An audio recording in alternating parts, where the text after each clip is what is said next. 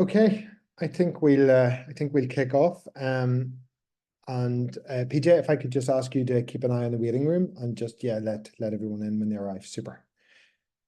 Okay, folks. Delighted to have so many of you joining us on this afternoon's webinar of our 2024 series. So this afternoon we're going to look at the UK Sustainability Reporting Standards (SRS). Due to be published Q1 of 2025. So they're not out yet. We were hoping to get them earlier, but I think due to things like the election and so on, it got pushed back a little bit. But because of other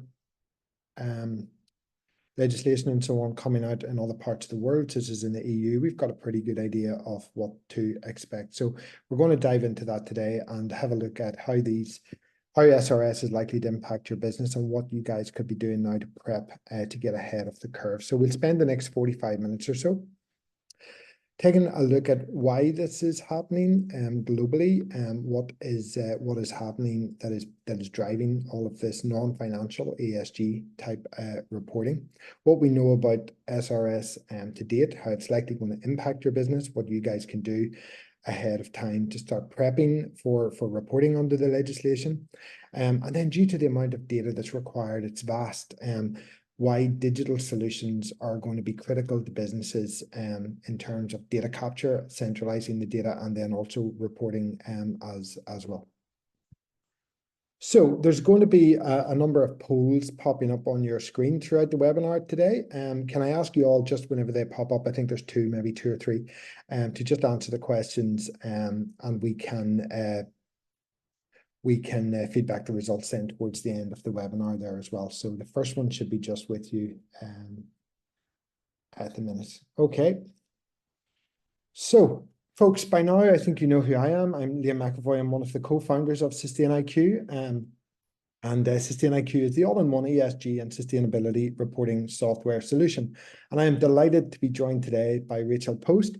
Rachel is the Senior Sustainability Consultant over at AAB Group, and she's got a vast amount of experience working in the sustainability space. So Rachel, delighted to have you with us this afternoon. I know I've just introduced you, but if you don't mind, maybe just introduce yourself on the AAB Group and what services you guys provide.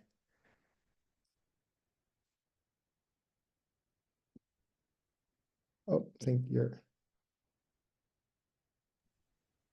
Okay. There we go.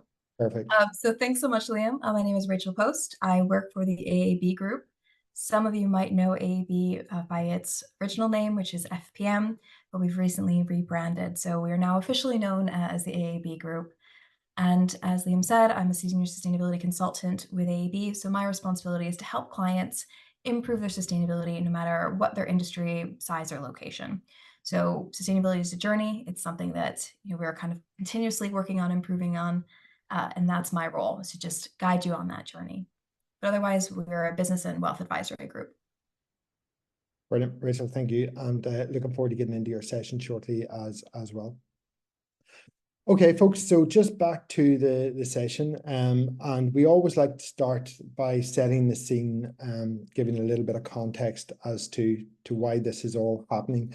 And I think, look, it's really, really important from the outset to realize that this is actually a global shift, and it's all countries, all businesses, all sectors are ultimately going to be impacted by non-financial reporting.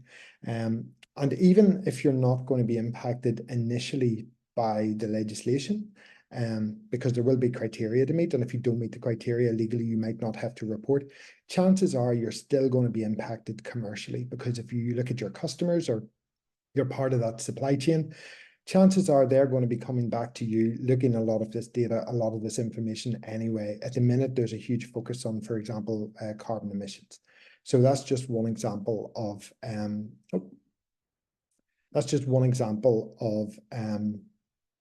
the types of data that many in the supply chain are now being asked to supply to their customer base as well. So I just think it's important to remember that it's not just UK or EU. This is global. It's been driven at a global level, and it's all business, all sector, all countries. And again, if you're not impacted initially by the regs, chances are you will be commercially. So it's critical that you're aware of what's coming down the road, how it's likely to impact your business, and what you guys can be doing now to prep to get ahead of the curve almost. So SRS, we'll take a look at that in a second, and other similar reporting requirements. They're all being driven by the financial regulators, specifically the IFRS, the International Financial Reporting Standards. So ISSB and the International Sustainability Standards Board have also introduced new global guidelines that are aiming to set global norms around sustainability reporting. And again, that's critical that we get that balanced approach from the outset, so that we're all setting off from the same marker. And I think that's been a big issue in the past with sustainability reporting. So getting those global norms so that we're all on a par is really, really important. And the EU has kind of got out there first, and they've published CSRD, Corporate Sustainability Reporting Directive, last year. And the vast majority of SustainIQ customers that are within the EU are going to be impacted by that in 2026, reporting on their 2025 performance. So they're already being impacted, and we've seen firsthand the impact CSRD has had on their businesses. And so we're able to use that experience to help now prepare for the incoming UK SRS regs as well. So we'll take a closer look at CSRD shortly. But again, it's just to set the scene there globally. It's all been driven by the International Financial Reporting Standards. So Rachel, I'm going to hand over to you, and you can take the folks through why they need to now be focusing on this stuff within their businesses.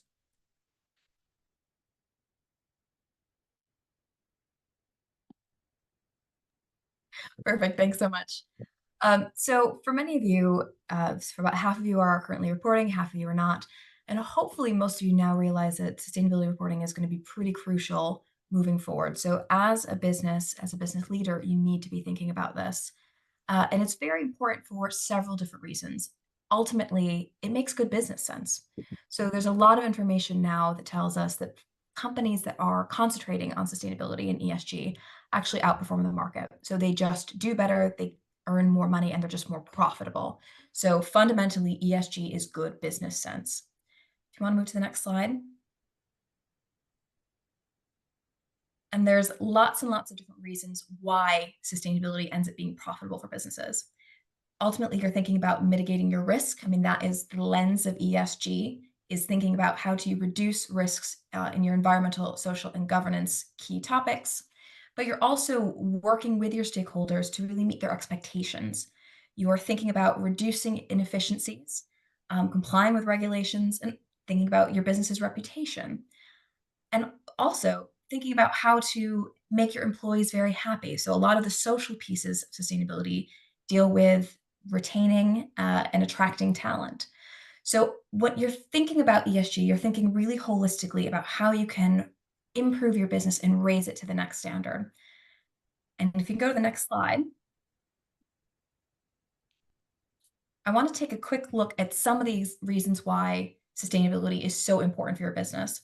Because I can say it makes good business sense, but a lot of you won't believe me until you see some of the evidence. So we're going to look at a few key topics. And what we know is the more companies invest in sustainability, the better their profit margins. So ultimately, you are making more money. And on the next slide, you'll see why. So there have been some studies that show the more businesses focus on sustainability, the more profitable it is. So even if you're just starting out, taking baby steps to improve your business, there's a very quick uptake in your profitability because you're thinking about those easy wins, so the low-hanging fruit. But the more you do, the more knock-on effects you find for your business profitability, because you are, as you'll see on the right, you're reducing some of your expenses, you're reducing your waste, and that's balanced out by new revenue, either from developing new products or just finding new efficiencies in your market. And you can sometimes add a premium as well to your services. So if you are thinking about how you can bring to your senior leadership team or your board the reasons why they need to be focusing on sustainability, use this as one of your reasons. It is simply good business sense. And any investment that you make will pay for itself down the road. So next slide. Many businesses will say that their product isn't really what's important. It's the people in their business and the people that they interact with that make their business. And sustainability is really important because it does value stakeholder engagement.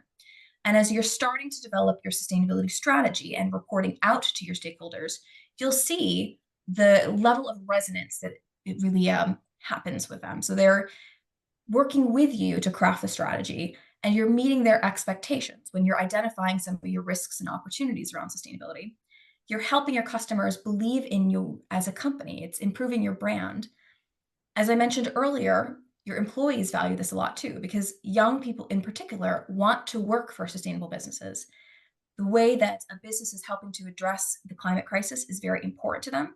So they're by far applying to more sustainable businesses, more so than the average company. So we know companies like B Corps tend to have significantly more employees or talent trying to work for them. And they also tend to have better satisfaction rates. So what happens is fewer people leave the business, so you have to spend less money on recruitment. And again, that just improves your bottom line. And investors also know that you're thinking about reducing your risks. So it's very appealing for many companies to invest in sustainable companies because they think they're going to get a better return on their investment. Next slide. This is one of my favorites to talk about because, as everybody across the island of Ireland knows, this last year has been horrible weather-wise, terrible floods, crazy weather. If you're a farmer like my parents are, they've just been really devastated by the way that the climate has been affecting their businesses. And when we are thinking about sustainability, we know that businesses are more resilient the more they think about sustainability. Because when you are, as a business leader, thinking about the impact that climate change is going to have on your business, you can start to plan for things like wildfires or floods, and you have a strategy in place. So when disaster strikes, you're not wasting time and money and resources figuring out how you're going to deal with it. You have thought about it. There's also a real intergenerational outlook in this, because you're not just thinking about what's going to happen in the next 2 to 5 years, you're thinking longer term. So you are really planning to succeed. You're thinking about the relationships that you have, you're thinking about good business, and we know that that has an impact. We've all just gone through this terrible pandemic. What if you knew 5 years in advance this was going to happen? You could have planned for it. And we know that climate change is going to have a bigger impact on our economies than the pandemic had. So we know what's going to happen. We've seen the science. You can plan for this. And what's that saying? If you fail to plan, you plan to fail. That's an example of this. So you absolutely need to be thinking about this now. All right, next slide. As part of that, we know sustainability has a great return on investment. So I cannot promise you that if you invest in sustainability, your business will 100% be more profitable. But I can promise you, if you don't focus on this, you are going to lose money. And again, I love data. I love the academics' research into this topic. And we know that sustainability is actually a net positive for the economy. So the more you invest in this, the better you're going to do as a whole. And a great example of this is looking at the UK economy as a whole for the last year. So the UK economy had a 0.1% growth rate for GDP. The net zero economy had a 9% growth rate in the same period of time. So this is something that there's a lot of money in, and we know that the more you do, the better in general you tend to do. But there's a flip side of this too. So if we want to go to the next slide, what we also know is you are going to have to make an investment in sustainability. It is going to cost your business money. But if you don't do anything about sustainability, it's going to cost your business even more. So if you take a quick look at the slide, you'll see on the left side, we can see how much businesses need to invest globally if they want to align with the Paris Agreement. So that's the 1.5 degree threshold, so that scenario. So it's not cheap. It is going to cost money. But on the right-hand side, you're going to see what the estimated losses are to businesses if they don't meet the 1.5 degree pathway. And right now, we're still on track to be about 2+ degrees of climate change. So we absolutely need to be investing in solutions now. Otherwise, it's going to cost your business a lot more. So if you have a board or senior leadership team that is saying, we get sustainability is important, but we just don't have the money in the budget right now, what you need to say to them is you can either put the money into your budget now, or you can plan for quadruple that expense in 2 years or more, because it's going to come and it's going to hit. So there is a real sense of urgency around this because it is going to hit your business no matter what. So there's either the investment piece so you're prepared, or you can pay for it later in either destruction to your business, an economic hit, or even fines, which is what I want to go to next. Because even if all I've been saying isn't enough to convince you that you need to do this and you need to do this now, guess what? You're going to have to do this because there is new regulation in place, whether you operate in the UK or the EU, that says you need to start thinking about sustainability. And Liam's going to go much more into depth in this in a minute. But what we know is you have to start thinking about what your strategy is going to be, how you're going to reduce your emissions, think about biodiversity, and you have to report out. Because the UK and the EU know you have to think about the business case, you need to think about who's going to be responsible for it, and you need to involve your stakeholders. So all those other pieces that I was just talking about, there is a reason why you need to think about this. And what you're going to see in a second is what that looks like in terms of reporting. So over to you, Liam. Rachel, thank you so much. Look, I think that was brilliant in terms of setting the scene and making it crystal clear to everyone on the call today, the importance of getting started, the pros of investing in sustainability, but then also the cons if you do nothing, the impact that that could have on your business, on society, on the planet, all of that. And it is, and we've been sort of shouting about this for years, but it is so linked with financial performance of a business. And we're starting to see that now with the regs coming out, the fact that the non-financial reporting, the likes of SRS that we're talking about today, CSRD in the EU, they're all being driven by the global financial regulators. So that in itself is the biggest indication of how they're aligning non-financial reporting, everything Rachel just discussed, with financial reporting and the impacts that is going to have for every single one of us in business in the short term, actually, because it's happening now.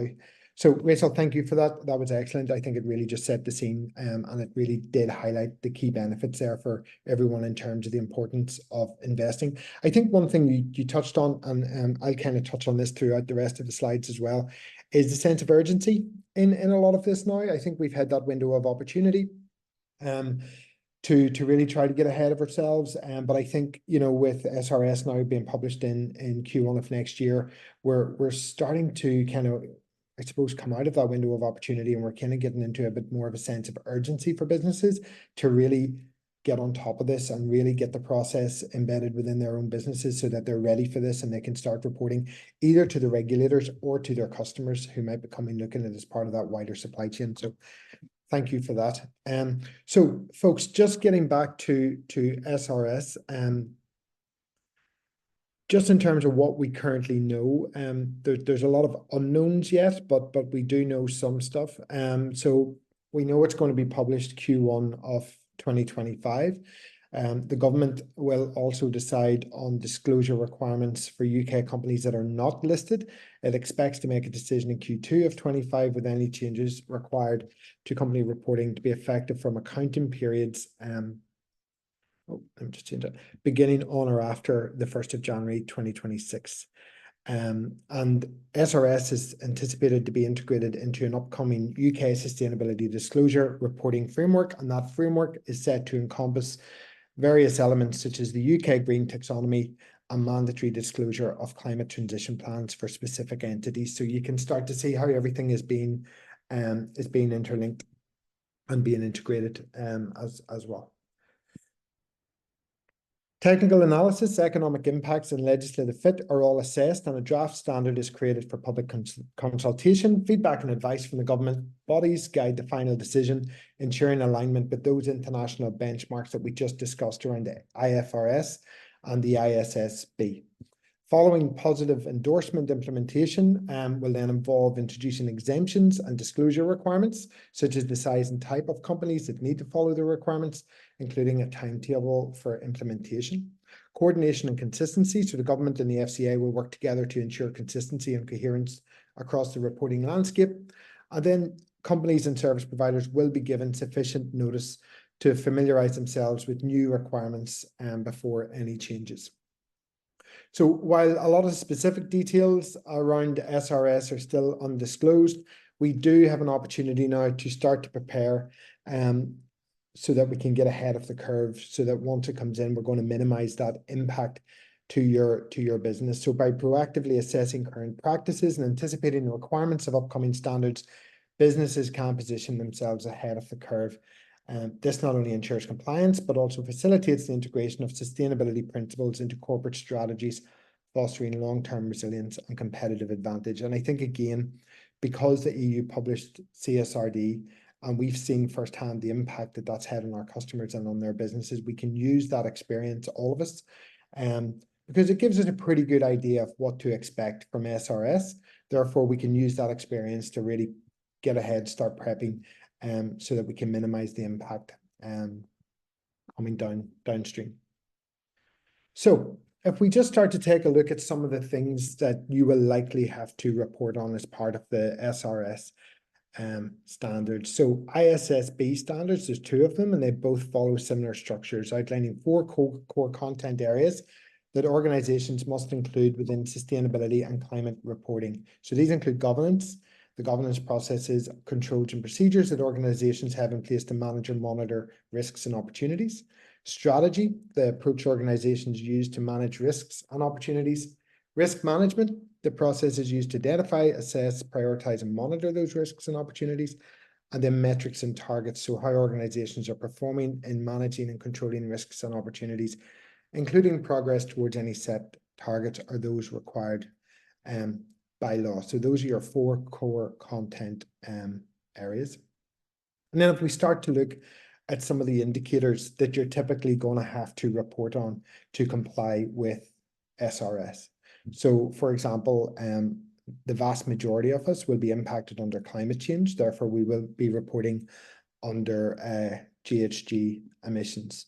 So your scope 1, your scope 2, and your scope 3. So it's looking at things, data in the business around transport, your energy, maybe embodied carbon, all of those different emission streams.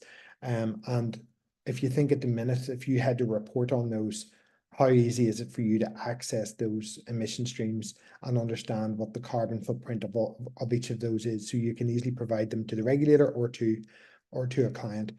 Your water usage, natural resources, again, just understanding how much water is being used. Maybe you're in a manufacturing process, or maybe it's construction or some other heavy industry, and maybe you're using huge amounts of water as part of your processes and stuff too. So it's just about having oversight of all of that and having access to all of that information. Waste management, again, and diversion from landfill, recycling, including circular economy processes there too. Having access to all of that data around main waste materials and all the different metrics associated with waste management. And Rachel mentioned biodiversity. I think biodiversity is going to have as big an impact on business as the greenhouse gas emissions. It's not making as much noise.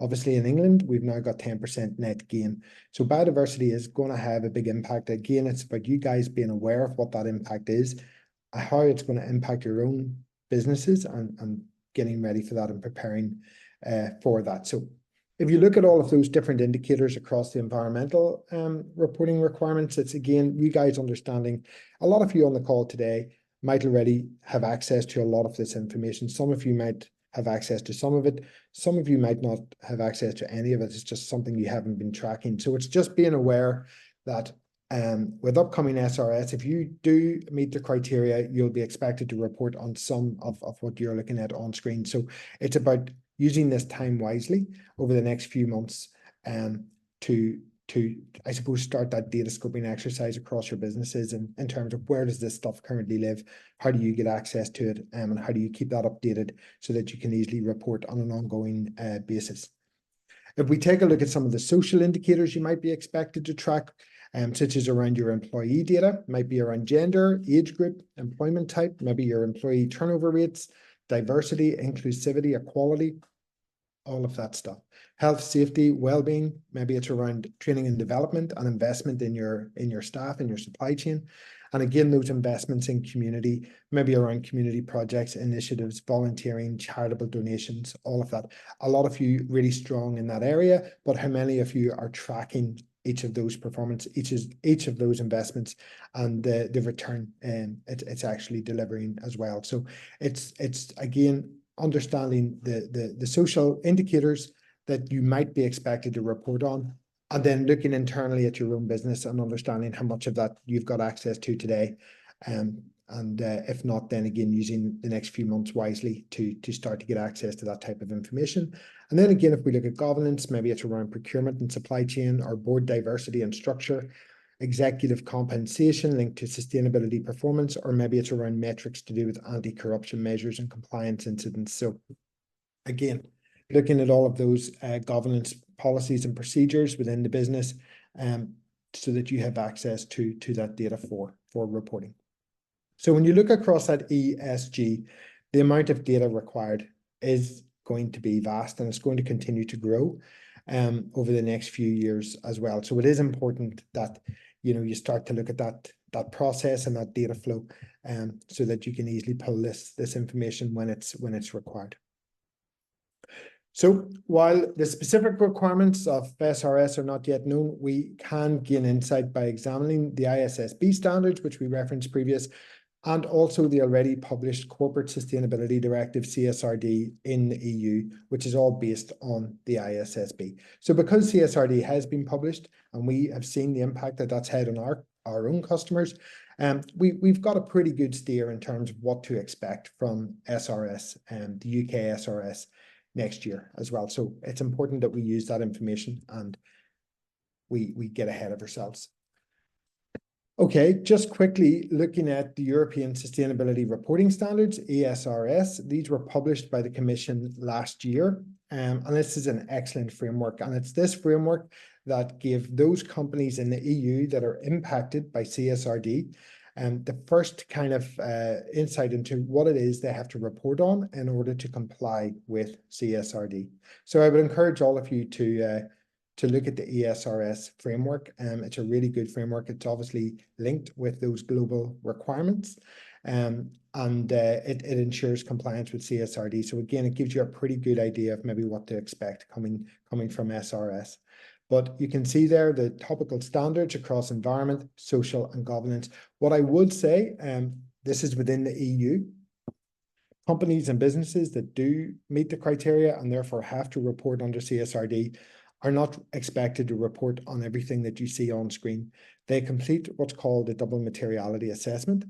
And that double materiality assessment determines what is material to the business and therefore what it is they have to report under. So it is important to realize that you won't maybe be expected to report under everything. It is only what is considered material to the business. But again, if you're in a heavy industry, you could be actually impacting on quite a few of what you see on screen. Again, some of you maybe not as many. So it really does depend on the business, and it really does depend on the outworkings of that double materiality. So I think myself and Rachel were speaking earlier, and certainly they would encourage their customers as we would encourage ours, including those outside of the EU, those even within the UK, to complete a double materiality assessment as well as part of this entire process. So hopefully, as we've kind of started to work through this and you've started to get an idea of the different types of indicators, environmental, social, governance indicators that you'll be reporting under and all of the different metrics within those, you start to get an idea and you start to build a picture of just how much data is required by each business so that they can report and ultimately comply with CSRD or ESRS or the upcoming UK SRS compliance as well.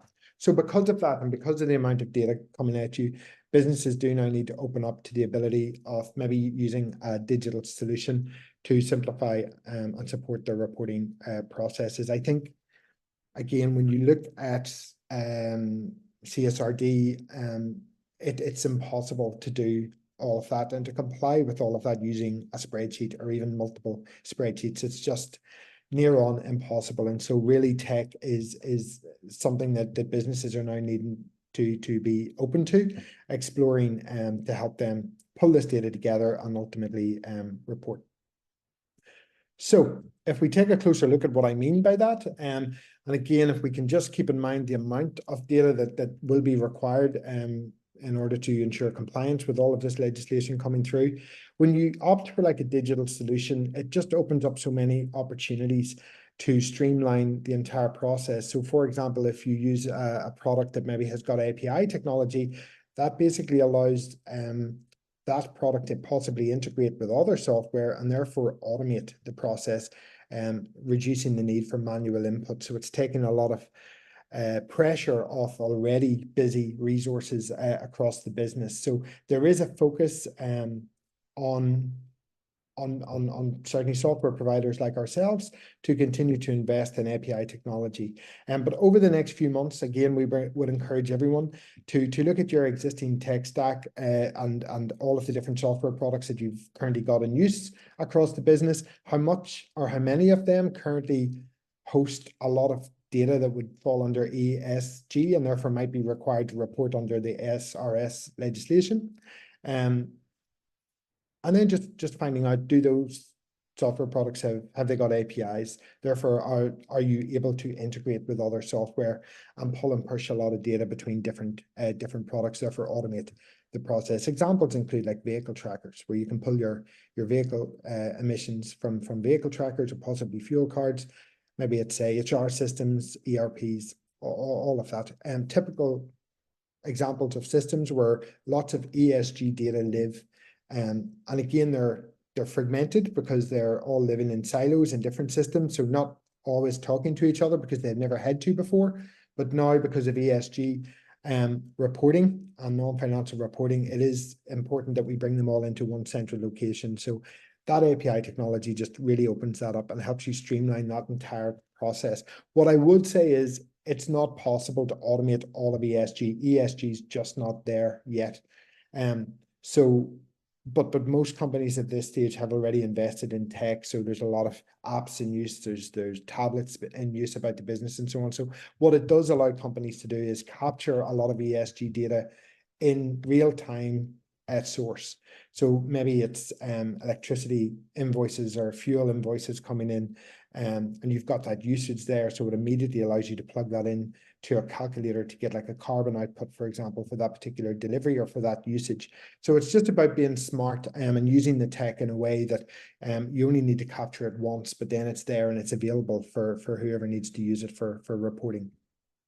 And then looking ahead, maybe a couple of years down the road, particularly when we start to look at things like net zero transition, it's about being able to use your data to complete like predictive analysis or scenario planning. And Rachel sort of touched on this as well.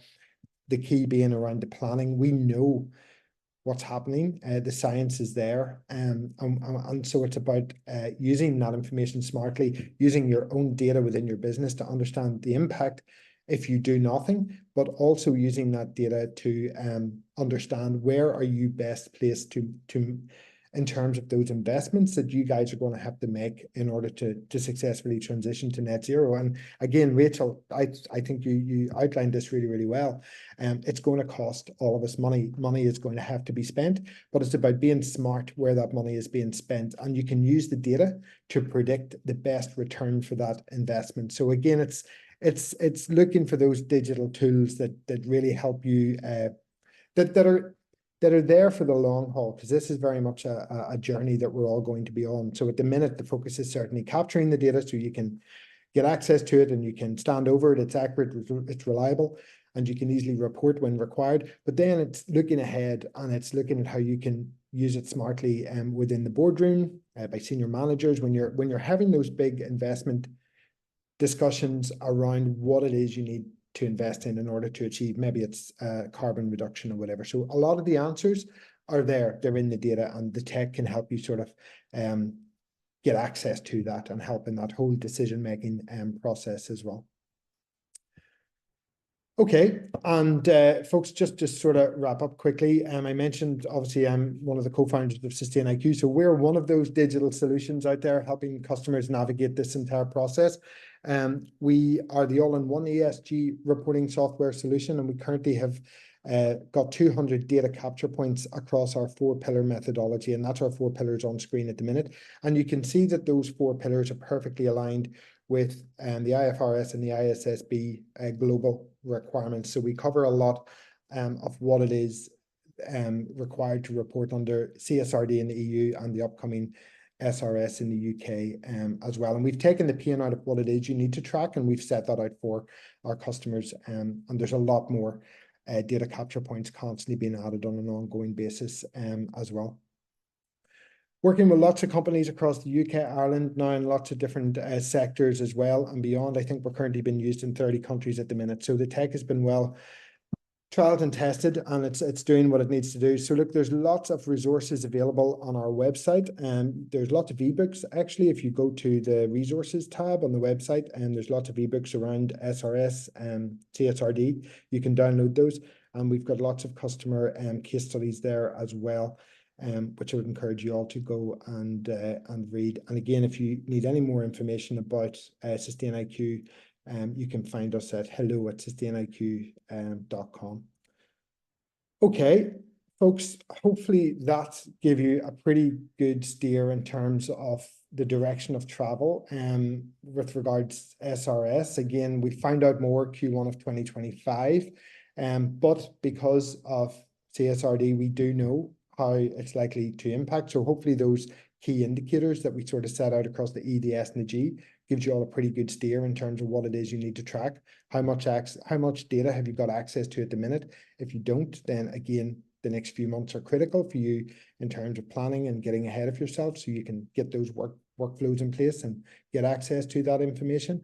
And we're all there to help, both obviously at SustainIQ and the guys over at AAB as well. So if I just check for any questions there, and just see.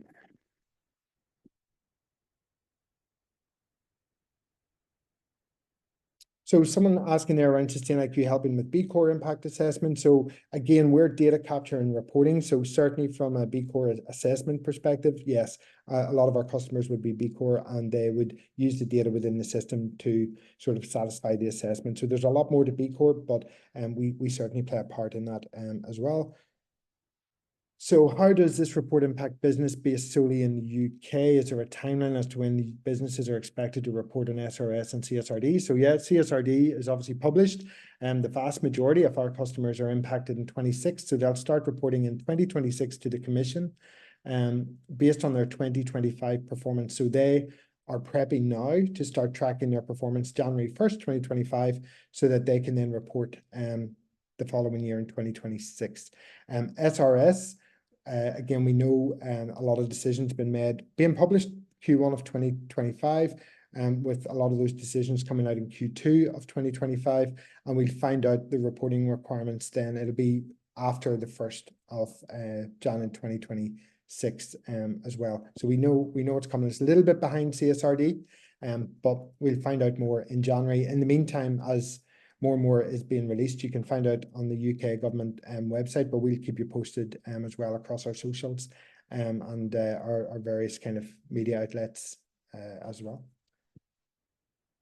Okay, so let me just see if I can get the results of the poll.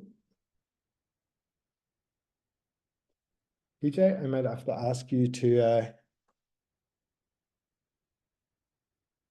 there we go. Okay. So I think this was the first question maybe. Have you factored ESG reporting into your budget? So have you factored ESG? So we have already factored ESG reporting into our budgets, 33%. We have factored ESG reporting into the budget for next financial year, 24%, and we have not factored ESG reporting into our budgets, 42%. So yeah, I think it's really the 42% there. Hopefully after today, you can have a bit of a rethink and just understand that actually this is something that's going to impact more in the short term. Again, if not necessarily because you meet the criteria for reporting under the regs, but commercially because of who you're working for in terms of customer base and be a part of that supply chain, there is likely to be an impact. So it's important to look at that and understand the impact to the business and the impact actually of doing nothing, and therefore just fully understanding what is required protect you guys from any impact of that. Okay. And then there's the last one there is, are you currently reporting ESG? So 53% saying yes, 48% saying no. So excellent. And that's a good split. So folks, I think that we aimed for 45 minutes. I think we've come in just on time there. So I think that wraps us up. Hopefully you find all of that useful. Rachel, can I just thank you again for taking part? Really appreciate that. And guys, any queries or questions from today's session, please reach out hello@sustainiq.com, and we're happy to answer those. And again, lots of resources at sustainiq.com as well. Okay, so thank you again for joining us, folks, and we will look forward to seeing you again. Take care. Cheers. Bye.